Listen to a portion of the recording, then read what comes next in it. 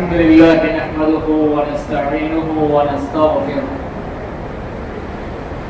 ونؤمن به ونتوكل عليه ونعوذ بالله من شرور أنفسنا ومن سيئات أعمالنا من يهده الله فلا مضل له ومن يضلله فلا هادي له وأشهد أن لا إله إلا الله وأشهد أن محمدا عبده ورسوله يا أيها الذين آمنوا اتقوا الله حق تقاته ولا تموتن إلا وأنتم مسلمون يا أيها الناس اتقوا ربكم الذي خلقكم من نفس واحدة وخلق منها زوجها وبث منهما رجالا كثيرا ونساء واتقوا الله الذي تساءلون به والأرحام إن الله كان عليكم رقيبا يا أيها الذين آمنوا اتقوا الله وقولوا قولا سديدا يصلح لكم أعمالكم ويغفر لكم ذنوبكم ومن يطع الله ورسوله فقد فاز فوزا عظيما أما بعد فإن خير الحديث كتاب الله وخير الهدي هدي محمد صلى الله عليه وسلم وشر الأمور محدثاتها وكل محدثة بدعة وكل بدعة ضلالة وكل ضلالة في النار أعوذ بالله من الشيطان الرجيم وقال الله تبارك وتعالى في القرآن المجيد والفرقان الحميد يا أيها الذين آمنوا لا تتبعوا خطوات الشيطان ومن يتبع خطوات الشيطان وقال تعالى في موضع آخر قل رب أعوذ بك من حمزات الشيطان وأعوذ بك ربي أن يحضرون رب اشرح لي صدري ويسر لي أمري واحلل عقدة من لساني يفقهوا قولي اللهم رب زدني علما اللهم رب زدني علما اللهم رب زدنی علما. تمام قسم کی تعریف، کبریائی، بڑائی، بزرگی، حمد و ثنا، پاکیزگی، بندگی، وحدانیت اللہ رب العالمین کے لیے ہے. جس اللہ رب العالمین نے اولاً تو ہمیں ایک مسلمان بنایا اور مسلمان ہونے کے ساتھ ساتھ ایک توحید پرست اور سیدھے راستے پر اور ہدایت کے راستے پر ہمیں گامزن فرمایا. ورنہ اللہ رب العالمین کی توفیق اور اس کی مشیت نہ ہوتی اور اللہ رب العالمین کا احسان نہ ہوتا تو آج ہم دنیا کے کون سی گمراہی اور کون سی برائیوں کے اندر ملوث ہوتے. جیسا کہ شریعت اسلامیہ آنے سے پہلے پوری کائنات کے لوگ، پوری دنیا جس برائی کے اندر،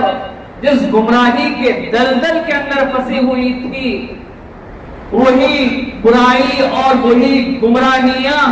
آج ہمارے اندر موجود ہوتی اور آج ہم اسی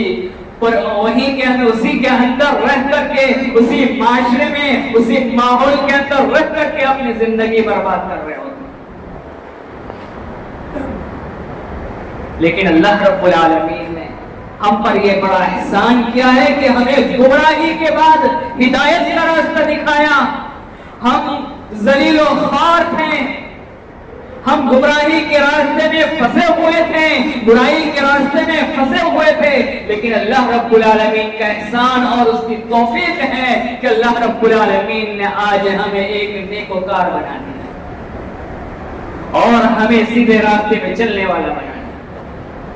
اور ان تمام راستے کو بتانے کے لیے اللہ رب العالمین نے جیسے ضرورت پیش آئی، اللہ رب العالمین ہمارے درمیان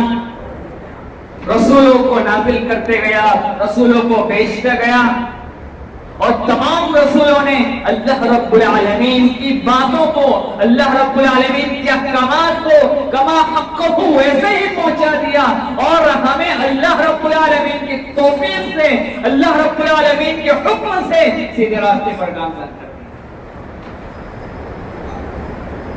उन तमाम अंबिया अलैहिमुस्सलातु वस्सलाम पर दुरूद और सलाम हो, खास करके हमारे आखिरी नबी जनाब मोहम्मद रसूलुल्लाह सल्लल्लाहु अलैहि वसल्लम, जिन्होंने तरह तरह की परेशानियां और तकलीफें बर्दाश्त करके हम तक के इस्लाम और दीन को हम तक पहुंचाया।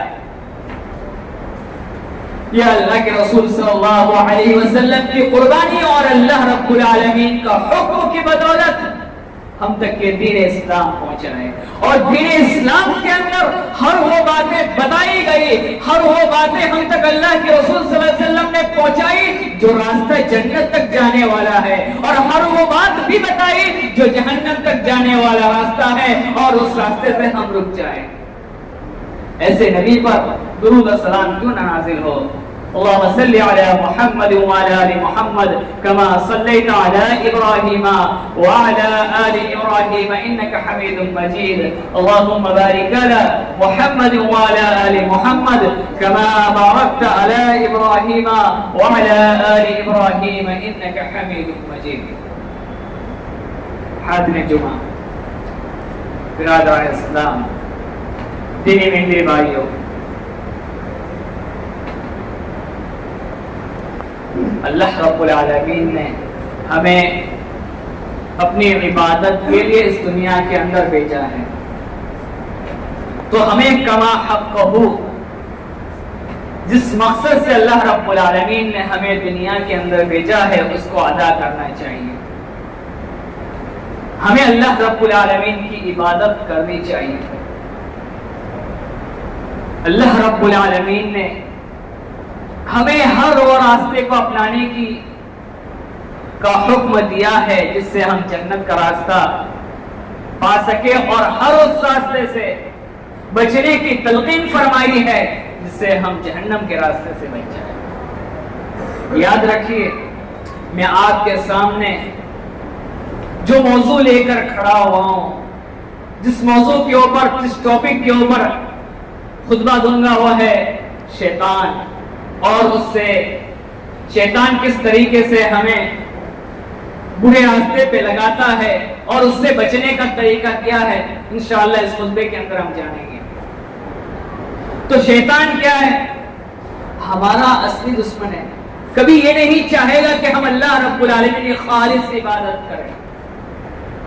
क्योंकि ये हमारा दुश्मन है जिसने हमारे बाप आदम अलैहिस्सलाम को अल्लाह के हुक्म पर सजदा करने से इनकार किया, अल्लाह की नाफरमानी की,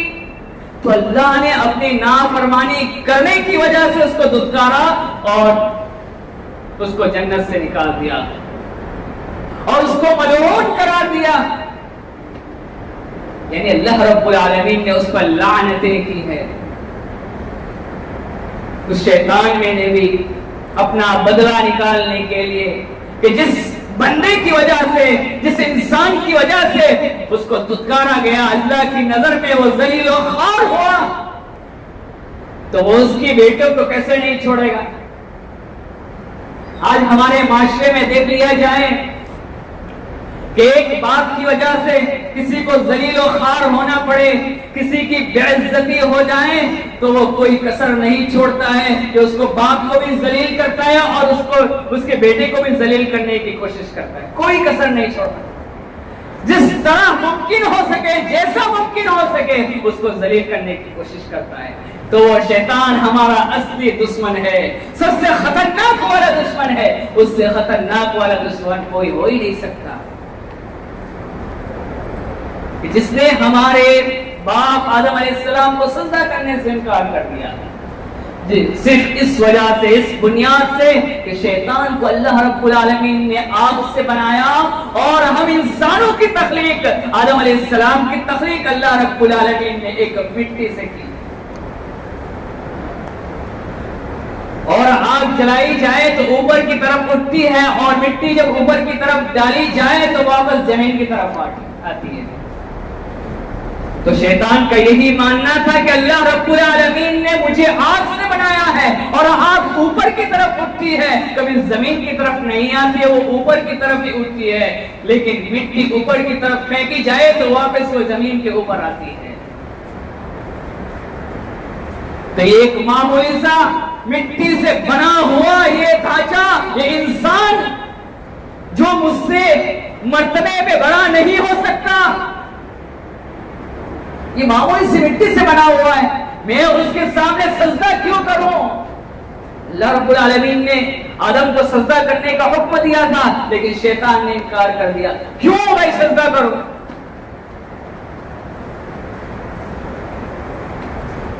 شیطان نے اس وقت تکبر کیا، اللہ رب العالمین نے اس کا گھمنڈ کو توڑا اور اس کو دھتکار دیا اور اس کو جہنمی قرار دیا۔ شیطان نے اللہ رب العالمین سے وعدہ لے لیا کہ میں بھی تیرے بندے کو بھٹکا کے رکھوں گا، جس انسان کی وجہ سے تو نے مجھے ملعون قرار دیا، مجھے دھتکارا ہے، مجھے ذلیل و خوار کیا ہے، میں بھی اس کے بیٹے کو ذلیل و خوار کر کے رکھ دوں گا، جہنم والا راستہ دکھا دوں گا، اپنے ساتھ جہنم میں لے کر چلوں گا۔ شیطان کبھی یہ نہیں چاہے گا کہ وہ اکیلا جہنم چلے جائے اور پوری انسانیت جنت کی طرف چلے جائے۔ تو ہمیں شیطان سے بچنا چاہیے، شیطان کو اپنا دشمن قرار دینا چاہیے۔ اللہ رب العالمین خود فرماتا ہے ان الشیطان لکم عدو مبین، شیطان تمہارا خدا ہوا دشمن ہے۔ دوسرے مقام پر اللہ رب العالمین نے فرمایا کہ شیطان تمہارا دشمن ہے، اس کو دشمن ہی قرار دو، اپنا دشمن ہی سمجھو۔ شیطان کبھی ہمارا بھلا نہیں چاہے گا، ہمیں اس سے بچنا چاہیے، اس کے بتائے ہوئے راستے سے بچنا چاہیے۔ شیطان دنیا کے اندر طرح طرح کی جو برائیاں ہیں اس کو ہمارے سامنے نیکی والے قرار دے کر پیش کرتا ہے۔ کتنی خوبصورت ہے یہ نیکی والا کام ہے۔ اللہ رب العالمین نے بھی ارشاد فرمایا یا ایھا الذین آمنوا، اے لوگوں نے کہا،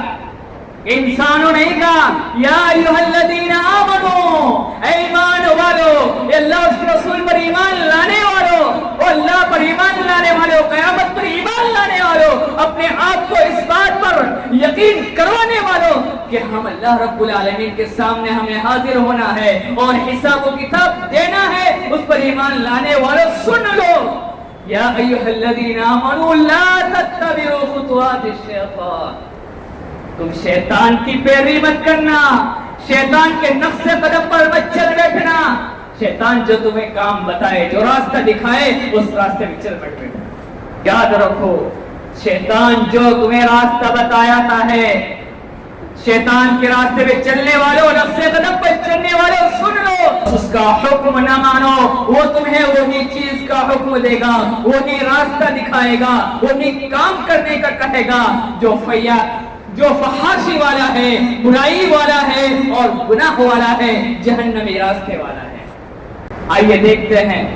کہ شیطان ہمیں کس طرح سے بہکاتا ہے۔ تو سب سے پہلے ہمیں اللہ کی عبادت سے دور کر دیتا ہے۔ آج ہماری شکایت ہے کہ ہمارے مسلمان بھائی مسجد سے دور ہیں، ہم مسلمان کیا ہے مسجد سے دور ہیں، کاروبار سے وقت نہیں ملتا ہے، نماز کے لیے نہیں آ پاتے ہیں، بعد میں اس کو پڑھ لیتا ہے، وقت نہیں ہے ہمارے پاس، ٹائم نہیں ہے کہ ہم عبادت کے لیے آئے، نماز کے لیے 5 وقت آئے۔ کچھ ایسے بندے بھی ہیں ہمارے درمیان، انسان ہیں، ایمان والے بھائی ہیں، جو اذان ہونے کے بعد مسجد میں آتے جمعہ کے، حالانکہ حقیقت یہ ہے کہ جمعہ کی جو اجر لکھا جاتا ہے،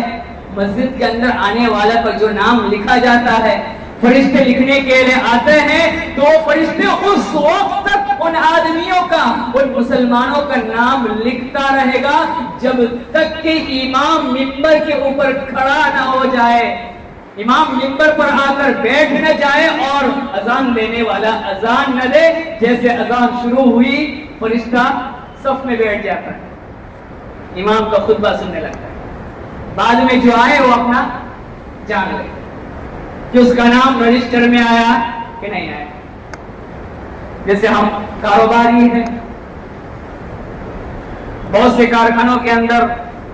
یہ ہوتا ہوگا بھائی، جو کام کرنے والے ورکر لوگ اس کو ان کو اٹینڈنس دینا ہوگا، حاضری دینی ہوتی ہے، بھائی اس ٹائم پہ آئے ہیں، اس ٹائم پہ گئے، وہ فرشتہ بیٹھ کر حاضری لیتا ہے آپ لوگ کا۔ تو اذان ہونے سے پہلے جو آتا ہے اس کا نام لکھ لیا جاتا ہے، اور اذان ہونے کے بعد جو آتا ہے اس کا نام نہیں لکھا جاتا ہے۔ کوشش یہ کرنی چاہیے کہ اذان ہونے سے پہلے آ جائے، اور اللہ رب العالمین جتنی ممکن ہو سکے ہماری توفیق میں لکھا ہو اتنی سنت پڑھیں۔ جمعہ کے لیے کوئی خاص سنت نہیں ہے، آدمی جتنا پڑھنا چاہے پڑھ سکتا ہے، 2 کے علاوہ 2 تو پڑھیں۔ دلیل دے دو کہ ایک آدمی اللہ کے رسول صلی اللہ علیہ وسلم خطبہ دے رہے کہ آدمی آیا خطبہ کے دوران آگے بیٹھ گیا، اللہ کے رسول نے پوچھا ایک آدمی، اے فلاں شخص کیا تو نے 2 رکعت سنت پڑھی؟ کہا نہیں اللہ کے رسول۔ اللہ کے رسول نے کہا کھڑے ہو جا اور 2 رکعت سنت پڑھ پھر بیٹھ۔ تو چاہیے کہ اذان کے بعد آئے تو پہلے 2 رکعت پڑھے، اس کے بعد بیٹھ جائے اور خطبہ سنے۔ تو اسی طریقے سے جمعہ کے لیے نماز پڑھنے کے لیے آئے تو اللہ رب العالمین ہمیں جتنی نصیب کرے سنت پڑھنا، ہمارے نصیب کے اندر ہمیں جتنی توفیق دے اللہ رب العالمین اتنی سنت ادا کرے۔ تو میں کہہ رہا تھا کہ شیطان سب سے پہلے ہمیں عبادت سے دور کرتا ہے، عبادت سے دور کرتا ہے۔ تو شیطان یہی چاہے گا کہ اللہ کے بندے جو ہے یہ انسان ہے، کہ انسان اللہ کی بندگی اور عبادت نہ کرے، اور عبادت نہ کرنے کی وجہ سے جس مقصد سے اللہ رب العالمین نے ان کو دنیا کے اندر بھیجا ہے، اپنی عبادت کے لیے اللہ نے بھیجا ہے، تو وہ عبادت سے ان کو روکے گا اور اپنے ساتھ جہنم میں لے جائے گا۔ دوسرا راستہ یہ اپناتا ہے کہ وہ لوگوں کے درمیان اختلاف پیدا کر دیتا ہے، وہ ایک دوسرے کے اندر اختلاف پیدا کر دیتا ہے، لڑائی جھگڑا لگا دیتا ہے، فلاں مسلمان سے لڑ پڑتا ہے، برسوں تک بات نہیں، خاندانوں کی بات نہیں۔ یہ ہمارا حال ہے، یہ ہمارے معاشرے کے اندر چلتا ہے اور چلتا رہے گا جب تک شیطان کے نقش قدم پر نہیں چلے گا۔ تو شیطان کی وجہ سے کہ ہمارے درمیان شیطان اختلاف پیدا کرتا ہے، ہمیں آپس میں جھگڑا کرواتا ہے، لڑاتا ہے، تو ہمیں شیطان کے اس سے بچنا چاہیے۔ تیسرا طریقہ یہ اپناتا ہے کہ دنیا کی فریب کے اندر اس کو لگا دیتا ہے، دنیا کی جو فریب والی دھوکے والی چیزیں ہیں، جو نقصان والی چیزیں ہیں، گناہ کے کام ہے دنیا کے اندر، اس کو اس میں لگا دیتا ہے، تاکہ آدمی اس دنیا کی چکر میں رب کی عبادت کو بھول جائے، اللہ کی عبادت کو بھول جائے، اپنی دنیا تو بنا لے لیکن آخرت بنانے کو بھول جائے۔ دنیا کے اندر ایسا پھنسا دیتا ہے شیطان، ایسے راستے اور ہتھ کنڈے اپناتا ہے کہ آدمی اس راستے پہ چل پڑتا ہے اور دنیا حاصل کرنے میں اتنا مگن ہو جاتا ہے کہ وہ اپنی آخرت کو بھول جاتا ہے۔ ہمیں ذرا سوچنا چاہیے، جس دنیا کو حاصل کرنے کے لیے ہم رب کی عبادت کو چھوڑ رہے ہیں، وہ دنیا ہمیں کسی کام کی نہیں ہے، وہ شیطان کے بتائے وہ راستہ ہے۔ دنیا حاصل کرنا کوئی بری بات نہیں، لیکن دنیا حاصل کرنے کے چکر میں رب کو مت بھولیے، آخرت کو مت بھولیے، یہ نہ بھولیے کہ دنیا کے بعد آنے والی جو زندگی ہے، اصل دنیا جو ہماری ہے، اس کے اندر ہمیں حساب و کتاب دینا ہے۔ ہم رب کے سامنے کیا منہ دکھائیں گے، کس منہ لے کر رب کے سامنے کھڑے ہوں گے؟ جب ہمارا حساب و کتاب ہوگا ہم کیا کہیں گے؟ اللہ رب، یا اللہ ہم دنیا کمانے کے چکر میں اس طرح مگن ہو گئے کہ ہم دین کو بھول گئے، دنیا کو کمانے میں اس طرح لگ گئے کہ ہم آخرت کو بھول گئے، حساب و کتاب کو بھول گئے، اور ہمیں یہ بھی بھول گئے کہ ہمیں تیرا دیدار کرنا ہے، تجھ سے اپنے اعمال کا بدلہ دینا ہے، اجر و ثواب تجھ سے لینا ہے، سب بھول گئے۔ یہ شیطان کی وجہ سے ہوتا ہے۔ شیطان نہیں چاہے گا کہ وہ اللہ کے بندے اللہ کی عبادت میں لگے۔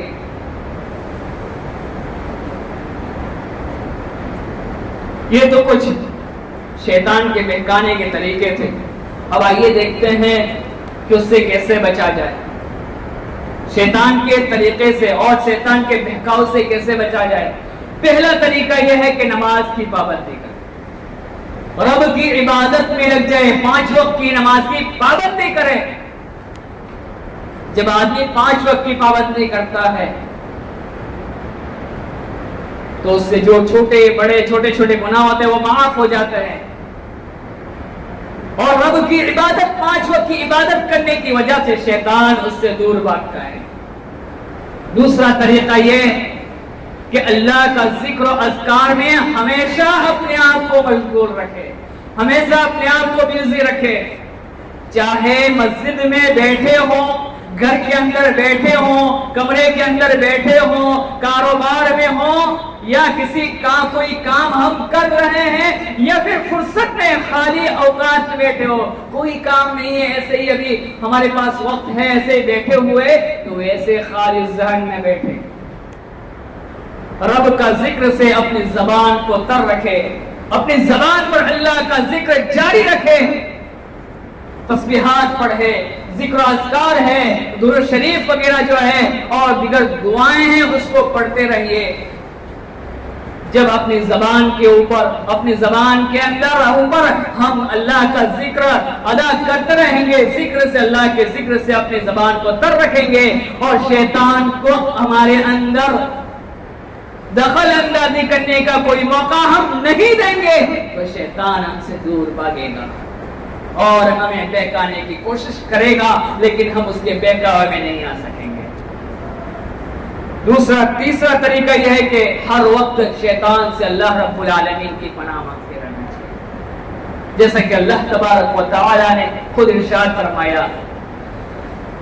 وَقُلْ رَبِّ أَعُوذُ بِكَ مِنْ حَمَزَاتِ الشَّيْطَانِ، کہہ دو اللہ کے رسول صلی اللہ علیہ وسلم کو کہا ہے، لیکن یہ حکم تمام لوگوں کے لیے ہے کہ مسلمان کے نام سے جینے والوں، یا اللہ کے رسول صلی اللہ علیہ وسلم پر ایمان لانے والوں، یا اللہ کی عبادت کرنے والوں، سنو، ربی اعوذ بک من حمزات الشیطان، تم لوگ کہو کہ میرے رب، اے میرے رب، میں شیطان کے وسوسے سے، شیطان کے بہکاوے سے، شیطان جو ہمارے دلوں کے اندر جو باتیں پیدا کرتا ہے اس کے وسوسے سے ہم تیری پناہ چاہتے ہیں۔ آگے اللہ رب العالمین ارشاد فرماتا ہے، وَأَعُوذُ بِكَ رَبِّي أَن يَحْضُرُونِ، اور اے میرے رب، میں تیری پناہ میں آتا ہوں، میں تیری پناہ مانگتا ہوں اس سے کہ شیطان میرے پاس آئے اور مجھے بھٹکائے۔ یہ اللہ تبارک و تعالی نے ہمیں یہ طریقہ بتایا کہ ہم اللہ رب العالمین سے شیطان کے بچنے کے لیے، شیطان سے بچنے کے لیے ہر وقت اللہ سے پناہ مانگتے رہنا چاہیے۔ ہم قرآن پڑھتے وقت، نماز کے اندر سورہ فاتحہ پڑھنے سے پہلے ہم اعوذ باللہ من الشیطان الرجیم پڑھتے ہیں، تو ہماری زبان سے ہر وقت جب ہمارے دلوں کے اندر، دماغ کے اندر کسی بھی طرح کا وسوسہ، برا خیال آئے، بری بات پیدا ہو،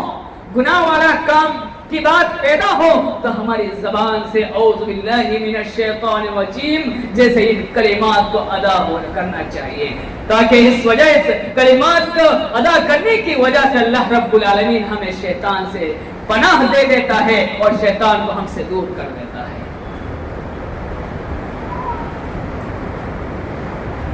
چوتھا طریقہ یہ ہے کہ حق کی پیروی کریں، حق کی پیروی، جو حق ہے اللہ رب العالمین نے دین جو ہمیں دیا ہے اس پر پابندی کرے، دین اسلام کے اندر جو باتیں بتائی گئی ہیں اس پر عمل کرے، اس کے پابند بنے، جسے دین کے اندر کرنے کا حکم دیا ہے اس کو بجا لائے اور جس سے روکا ہے اس سے رک جائے۔ تو یہ بھی شیطان کے منہ پر سب سے بڑا تھپڑ ہے کہ جب ہم دین کے پابند ہو جائیں گے، حق کے پابند ہو جائیں گے تو شیطان ہم سے دور بھاگے گا۔ یہ کچھ طریقے تھے اور شیطان کس طریقے سے، کس طرح سے ہمیں بہکاتا ہے اور اس سے بچنے کا راستہ کیا ہے، یہ کچھ طریقے تھے۔ لہذا ہمیں اس پر عمل کرنا چاہیے اور اس کو اپنے زندگی کے اندر ڈھالنا چاہیے اور شریعت کے مطابق عمل کرنا چاہیے۔ اور ہمیں ہر وقت جب ہم خالی ہوں، فرصت میں ہوں، کام میں ہو، گھر میں بیٹھے ہو یا بازار میں کہیں بھی ہو، اللہ رب العالمین کا ذکر ہمیں اپنی زبان پر ہونا چاہیے اور ہر وقت ہمیں اللہ رب العالمین کی شیطان سے پناہ مانگتے رہنا چاہیے۔ اللہ رب العالمین ہم تمام مسلمانوں کو جب تک اس دنیا میں زندہ رکھے دین اسلام پر زندہ رکھ۔ اللہ رب العالمین ہم تمام مسلمانوں کو جب تک اس دنیا میں زندہ رکھے نیک عمل کرنے کی توفیق عطا فرما۔ اللہ رب العالمین ہم پر جو مصیبت آ چکی ہے، آنے والی ہے اور جو آئے گی، اللہ رب العالمین تمام مصیبتوں سے، تمام پریشانیوں سے اللہ رب العالمین ہمیں نجات عطا فرما۔ اللہ رب العالمین ہماری حفاظت فرما۔ اللہ رب العالمین ہمیں نیکی کرنے کی توفیق عطا فرما۔ اللہ رب العالمین ہمیں برائی اور جہنم والے راستے سے بچا۔ اللہ رب العالمین ہم شیطان مردود سے تیری پناہ چاہتے ہیں۔ اللہ رب العالمین ہمیں ہر وقت ہر حال میں شیطان کے نقصانات سے، شیطان کے شر سے اور اس کے وسوسے سے ہمیں دور فرما۔ اللہ رب العالمین ہماری حفاظت فرما۔ اللہ رب العالمین ہم میں جو بیمار حال ہے، ہم ان تمام بیمار کو شفائے کاملہ عاجلہ عطا فرما۔ اللہ رب العالمین تو جانتا ہے کہ ہماری پھوپھی جن کا آپریشن ہوا ہے، اللہ رب العالمین تو ان کو بھی مکمل شفائے کاملہ عاجلہ عطا فرما۔ جیسا کہ آپ کے سامنے مولانا عبدالحمید صاحب آتے رہتے ہیں خطبہ کے لیے، ان کی والدہ ہے جو میری پھوپھی ہے، ان کا آپریشن ہوا ہے۔ اللہ رب العالمین سے دعا کرتے رہیے اور ان کے حق میں دعا کیجئے کہ اللہ رب العالمین ان کو مکمل شفا دے۔ اور ایسے جو ہیں جس چیز کا آپریشن ہوا ہے، کسی اور کو اس بیماری کو ان کو نہ عطا کرے اور اس سے اللہ رب العالمین ہر مسلمان کو بچائے۔ اس طرح کی دعا کرتے رہیں۔ اللہ رب العالمین ہمارے درمیان ہم مسلمانوں میں جتنے بھی بیمار حال ہے، اللہ رب العالمین تمام لوگوں کو شفائے کاملہ عاجلہ عطا فرما۔ اللہ رب العالمین جو لوگ قرض کے اندر ڈوبے ہوئے ہیں، مقروض ہیں، اللہ رب العالمین تمام مقروض کو، تمام قرض میں ڈوبے ہوئے کو قرض سے نجات عطا فرما۔ اللہ رب العالمین تو ہی سب سے بہتر قرض کا ادا کروا دینے والا ہے۔ اللہ رب العالمین تو ہی ہمارے قرضوں کو، ہمارے مسلمان قرض کو جن پر قرض ہے، اللہ رب العالمین ان کا ادا کروا دے۔ اللہ رب العالمین جو مسلمان پریشان ہے، دنیا میں جتنے بھی لوگ پریشان ہیں، اللہ رب العالمین تمام مسلمانوں کی حفاظت فرما، تمام کو پریشانیوں سے دور فرما۔ آمین۔